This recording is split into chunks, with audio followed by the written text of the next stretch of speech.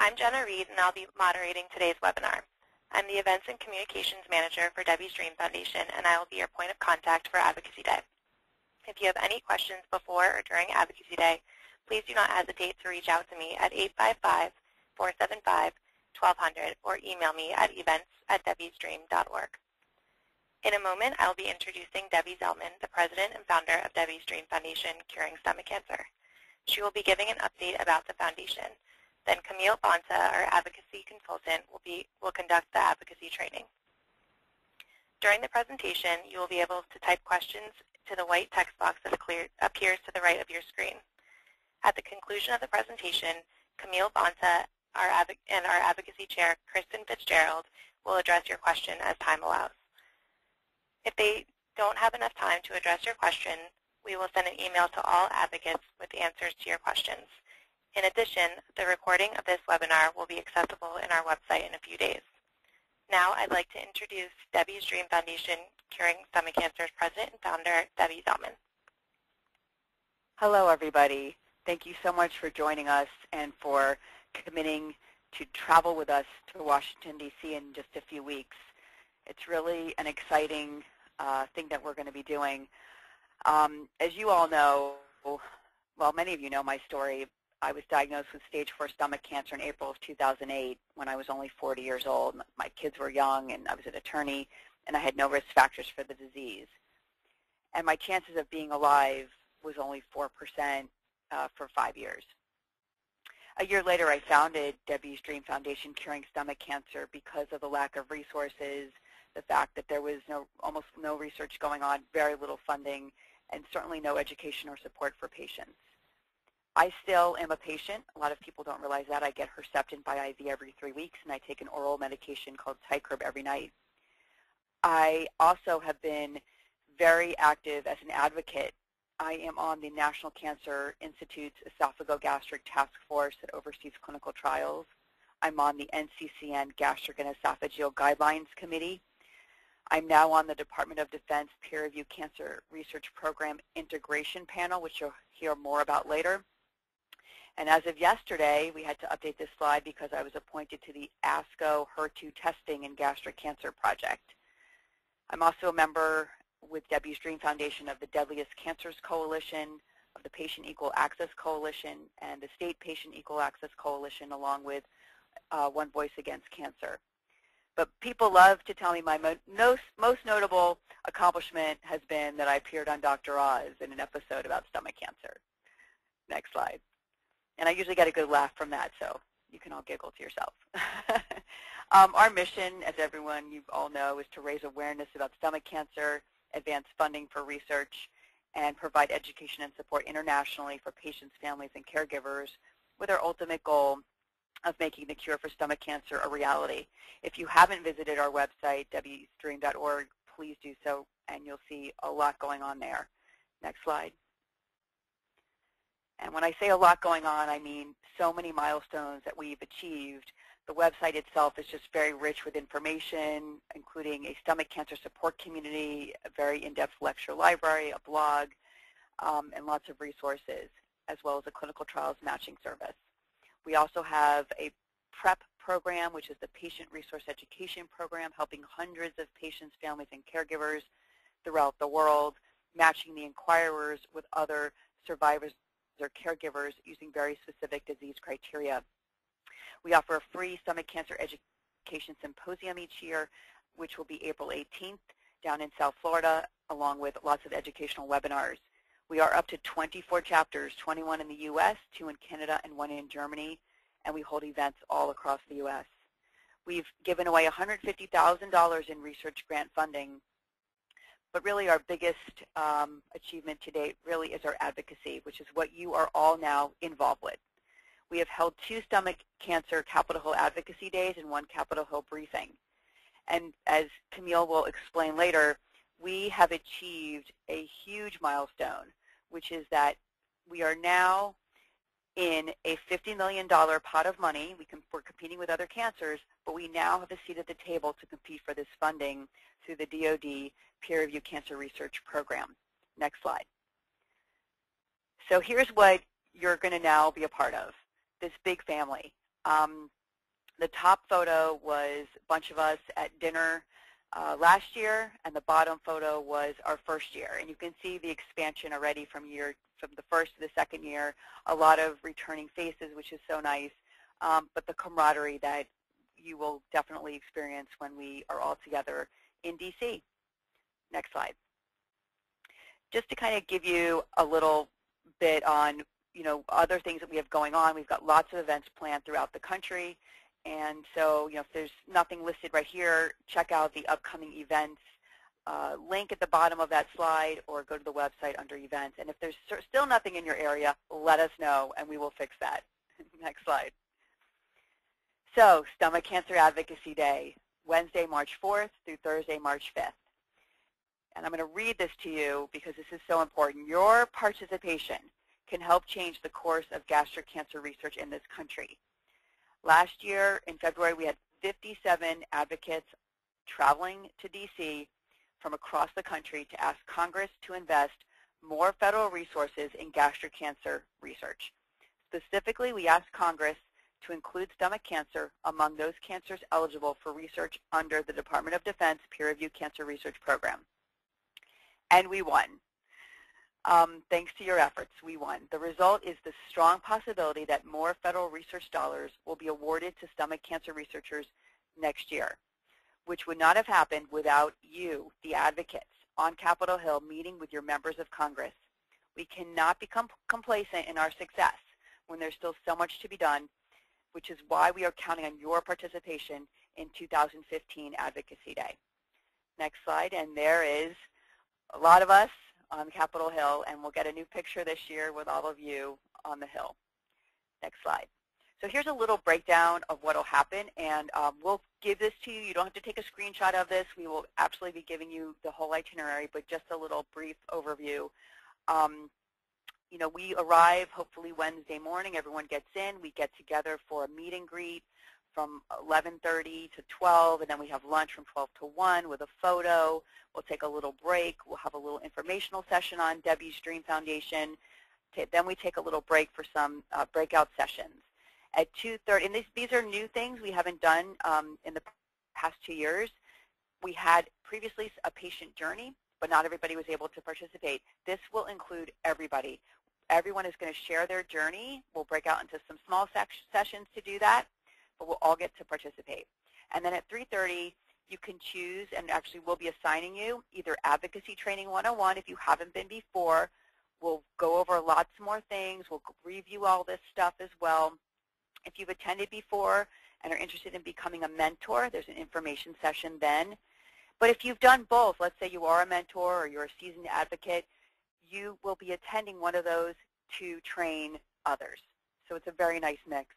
And then everyone will go relax and then come back at 6 o'clock for a reception, and then followed by dinner with some more training. So don't worry. You will not, if this is your first time, you will be a pro. And Camille will probably point out later that you will not go to any meeting by yourself anyway, so don't feel nervous. Well, you can feel nervous, but don't be nervous. Next slide. Okay, so on the 5th, what are we doing? We're getting up, we're having breakfast. Any last-minute training tips or questions, that's all great. And then we'll depart for the Hill at 8. We'll take photos up on the Hill at 8:15, and then everybody will go off to their meetings. And if you haven't registered or you know someone who wants to, there's a link right there. Please get that done right away today, immediately. We need everyone to be registered. Then at 6:30, we have our Advocacy Celebration Dinner. We celebrate all that we've accomplished, all the meetings, all the advocates come back together. It's really just an exciting time to celebrate all that we've accomplished. Next slide. So here's something we want to tell you all about, photographs. Bring your camera, your cell phone, whatever you like to take pictures with. We do encourage real cameras just because the quality is so much better. And take pictures, but if you don't have one, of course, bring your camera, bring your cell phone.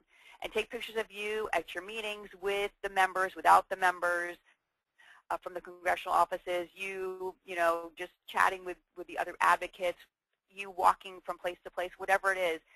It's really great to document your journey. Also, there will be a professional photographer from Debbie's Dream Foundation Bill, who's a great guy. This will be his third time with us, and he'll be taking photos. So if you do take any photos, please email or text them as soon as possible to events@debbiesdream.org. Videographer. We will have a videographer filming on Wednesday and Thursday. So he'll be that's Stone. He's wonderful. Again, this will be his third time with us as well. If you feel comfortable, in addition, we want you to tell your story on camera. It's really easy, and Stone is fabulous to work with. What brought you to Advocacy Day? What is your story? And explain your involvement with Debbie's Dream and how you felt about participating in Advocacy Day. And that's really what that videoing will be. It'll also be following us throughout the day, showing us walking in and out of offices, shaking hands, etc. If you want to be filmed, please do email us at events@debbiesdream.org. We'd love to hear your story. And then media release. Jenna will get you a media release to sign so you can participate. Next slide.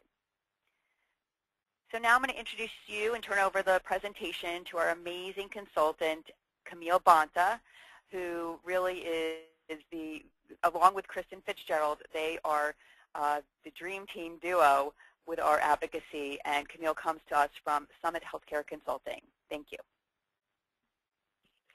Thank you so much, Debbie, and good morning or good afternoon, depending on what post you're on, to all the advocates that are joining us for this advocacy prep session. Thank you so much for being part of Debbie's Dream Foundation's Curing Stomach Cancer's advocacy efforts, and for taking time away from your families and work to travel to Washington, D.C. in March. You are the voice of stomach cancer, and when you go to Capitol Hill on March 5th, you will be increasing awareness of stomach cancer through your own experiences, educating members of Congress and their staff about the lack of foundational knowledge about stomach cancer, and asking for more research funding that can lead to better treatments and maybe someday a cure. Next slide, please. Hill meetings are being scheduled for you based upon your registration information. Your meeting schedules will be provided to you when you arrive in Washington, D.C. Before you arrive, and again when you arrive, you will be provided with background materials that will assist you in preparing for and conducting your Hill meetings. You will also receive folders with fact sheets to provide your congressional offices. Next slide. So you may be wondering, what exactly should I wear to Capitol Hill for your visit? Men are asked to wear a jacket, long sleeve button-down shirt, tie, and a tie, and women a suit, pants, or a skirt, or a dress. We ask that you do not wear jeans and try to avoid anything such as a big belt buckle or large pieces of metal jewelry that might hinder getting through security, just with as with airport screening.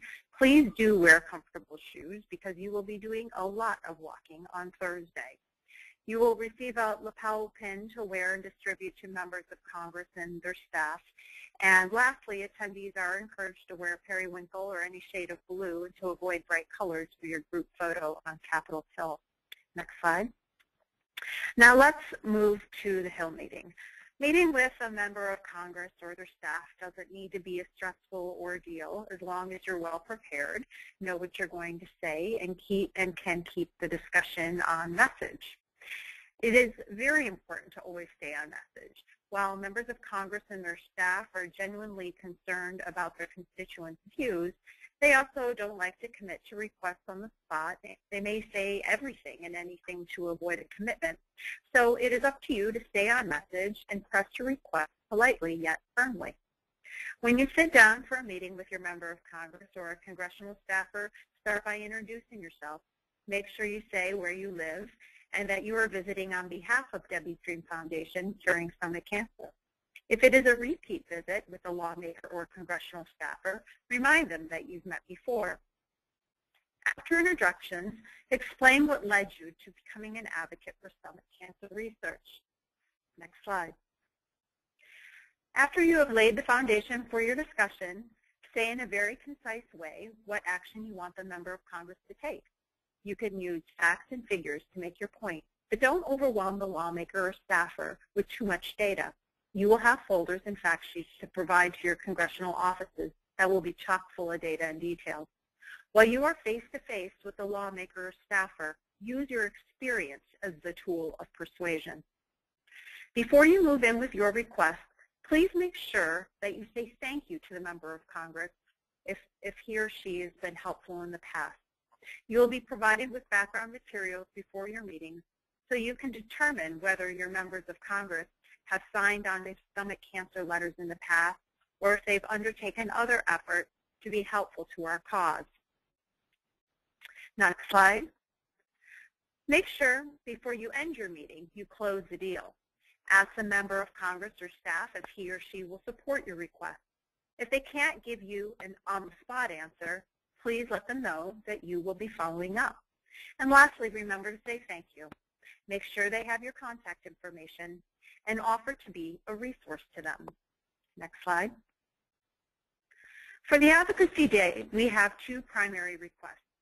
First, we will be asking members of Congress to support maintaining the inclusion of stomach cancer in the Department of Defense's peer-reviewed cancer research program. You will do this by asking the member of Congress to sign the letter to appropriators with this request, or to make the request directly to appropriators. We are in the process of finalizing these letters, which will be led again by Representative Frankel and Representative Ross-Layton in the House, and in the Senate, the letter will be led by Senator Hirono. Next slide. You may find that you need to give lawmakers and some staff a brief overview of the peer-reviewed cancer research program.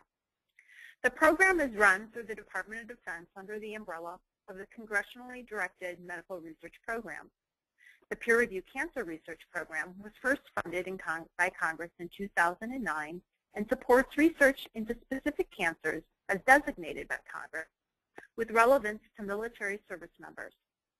The program tends to support high-risk, high-reward research and complement NIH research. Next slide. Over the past few years, there has been a significant increase in the amount of funding appropriated by Congress to the peer-reviewed cancer research program. In fact, the program's budget doubled from fiscal year 2014 to fiscal year 2015.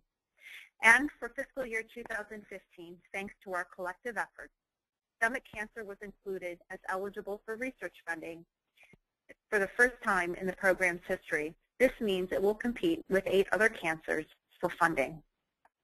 Next slide.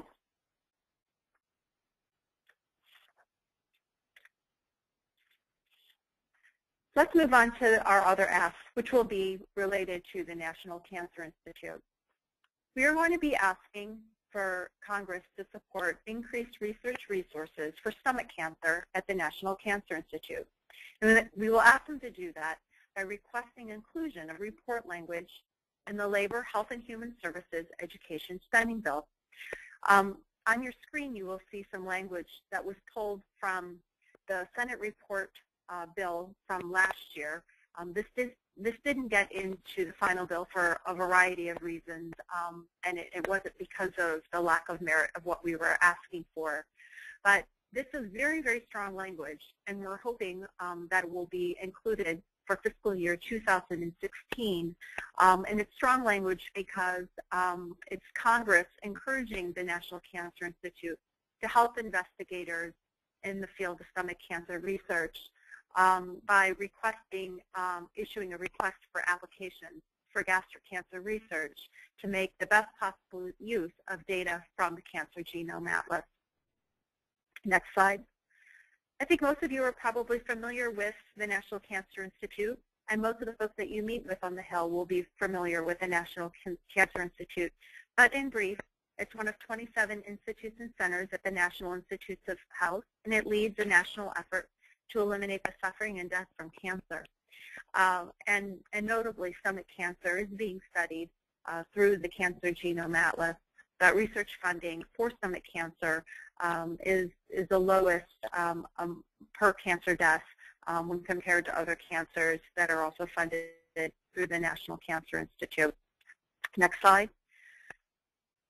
There are a number of key points and messages. You're not expected to convey all of this information to the members of Congress and staffer that you meet with, but to pick and choose the points that you feel most comfortable with and that can make the strongest case for your request and bolster your own personal experience. So very briefly, stomach cancer facts. We want to throw out a few facts when we meet with your folks on Capitol Hill. We want them to know that more than 24,000 people in the United States will be diagnosed with stomach cancer, and more than 11,000 will die from the disease. We want them to know that most stomach cancer is diagnosed at late stage, and at stage 4, the 5-year survival rate is just 4%. We also want them to know that incidence rates in of stomach cancer, particularly in white young adults, has increased significantly over the past several decades. And this data is very significant because overall the expected frequency of stomach cancer has declined in the United States. But overall, we know very little about this deadly disease, and we have a real lack of understanding of what's contributing to these potential new trends. Next slide. We also want lawmakers and staff on the Hill to understand that stomach cancer constitutes less than 1% of funded research through the National Cancer Institute, and per cancer death, it receives the least amount of federal research funds of any cancer. We also want them to understand that an increased investment in stomach cancer research is needed because there's little foundational knowledge, and consequently, it's very difficult, and this is what the stomach cancer researchers will tell you, it's very difficult for stomach cancer to compete against more well-established cancers for limited research dollars. Next slide.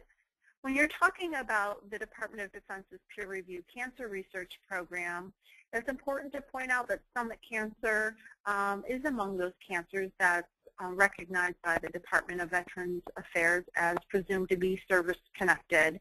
And even more importantly, research studies have shown that our military service members living under field conditions, so serving overseas, may be at greater risk of H. pylori infections, and this is significant because H. pylori does carry a greater risk of developing gastric cancer. Next slide.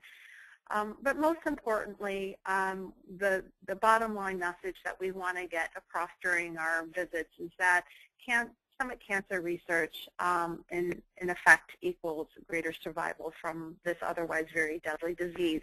Next slide. So there's a few things that we'd like to ask you to do before you pack your bags and travel to Washington, D.C. We'd like you to think about a script. Write down what you want to say, what you want to get across in your meetings. And remember, in most cases, you are not going to be alone in your meetings. So it will be really important for you to decide once you get to D.C. how the flow of those meetings are going to go, who's going to start, who's going to cover certain message points, and who's going to make the closing remarks. Be sure to review any materials that are emailed to you prior to your departure. Take a moment to read about your members of Congress. You will be getting their bios along with your meeting schedule. But if you have time, just go to www.house.gov or www.senate.gov and look up your members of Congress and check out their homepage and see what they've been working on and what their interests are. Please bring business cards. If you have Debbie's Dream Foundation business cards, or if you have other business cards, just something you can hand to the staffers so they know how to get in touch with you. Once again, I'm going to emphasize to please wear comfortable shoes, even if you think maybe your shoes are comfortable. I'm suggesting comfortable on the is sneakers, no heels,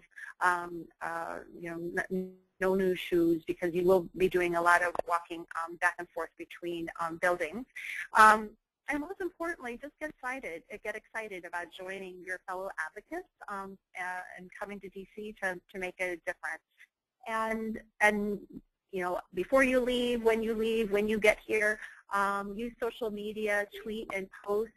Suggested posts will be emailed to you. You can tweet at your members of Congress that you're going to be meeting with. You can tweet at your friends and family. again, I'm sure that you'll be getting more information in that regard. And then lastly, we can still accept registrations. So if you have any friends or family in these key states that are here on your screen, that would be most welcome. But keep in mind that registration is, the sooner we get that, it's vitally important. March is a very, very busy time on Capitol Hill, and if we don't get registrations in a timely manner, it may be more difficult for us to schedule your meetings. And that's all. I'm going to turn it back over to Jenna.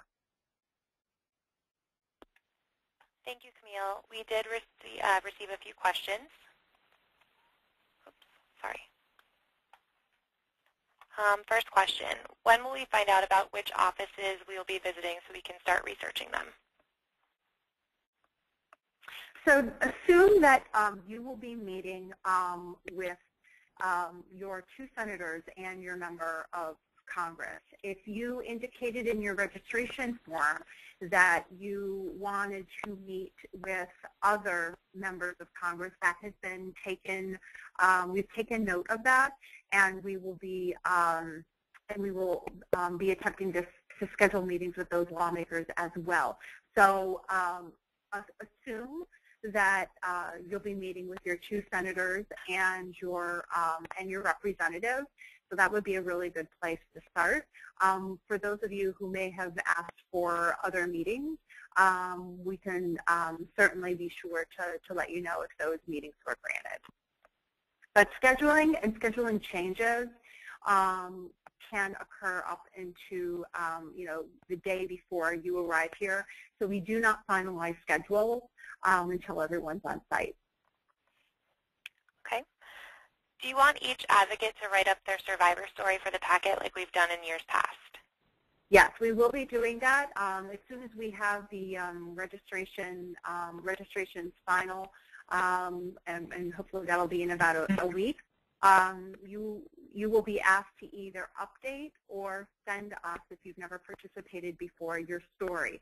So what's being referred to here is a patient story packet that goes in the folders that's left with every office that you visit with. And I will include last year's version of that packet in the email that I send out, or Jenna sends out. So you can edit your previous story if you'd like, or you can see, if you've never done it before, how others have structured their information as a guide in developing your own paragraph for the packet. Okay, and just to piggyback on that, do you want stories from only survivors, or can that be family and advocates as well? We want your story. We want the story of why you're coming to Washington. So that might be your story. It might be, as a stomach cancer patient or a survivor. It might be your story because you've lost a loved one to stomach cancer, or you have a friend with stomach cancer. So we want your story about why you've decided to be an advocate for stomach cancer. Thank you. And what is foundational research? So foundational research is a basic understanding. It's not a scientific term, but just basic understanding, basic foundational, baseline research, from which additional research opportunities can grow. So when you don't have sort of a basic understanding of disease or good foundational research, it makes it very difficult to go in and compete for larger research grants. So you could be talking about whether or not there's mouse models for a particular cancer. That would be one good example. Okay. Stomach cancer gets less than 1% of funding. What % of cancer deaths does stomach cancer account for, if you know it? What % of all cancer deaths? It is. I don't know exactly what percent of all cancer deaths it is. We can look into it, but it's 11,000. It's in the top 10, Debbie. It's in the top 10 because we're in the deadliest cancer. So I can't tell you exactly what percentage, but it is one of the cancers that account for the most cancer deaths because we're in the deadliest cancers coalition. So it would be it's in the top 10 cancers that account for the most cancer deaths. It's the top 10 cancers for which there's low 5-year survival rates. Right. Right. Okay. Someone else just said it is the second leading cause of cancer death in the world. In the world it is. Yes. Okay. Is it too late to try to get a Republican to co-sponsor the effort with Senator Hirono? We are working on that. Okay.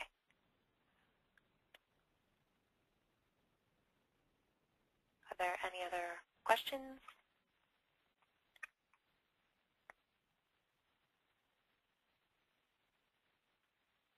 Does anyone have a Republican contact in the Senate?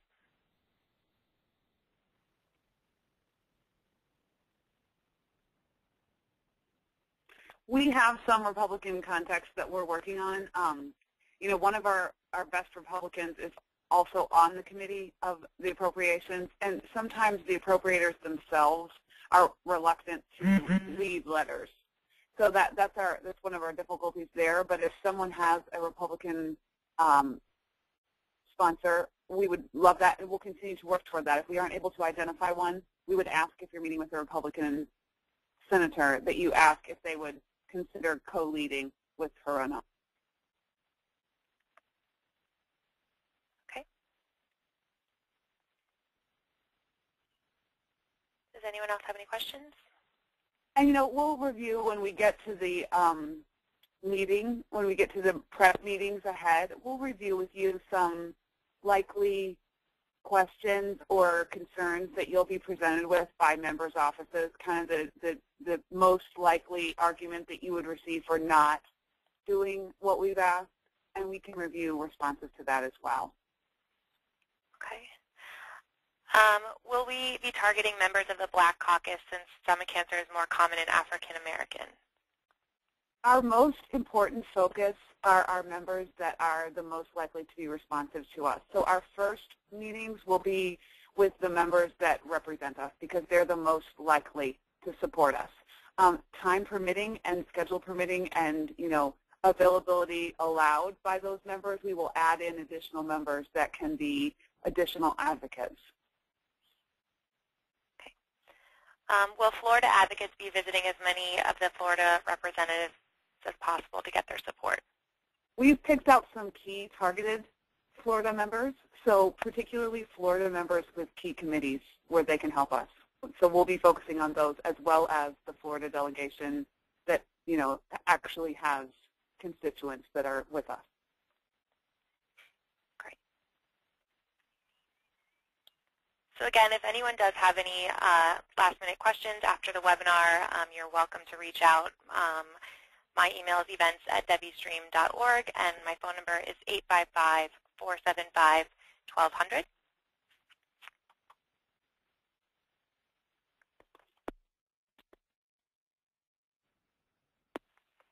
Thank you all for joining us today. Thank you.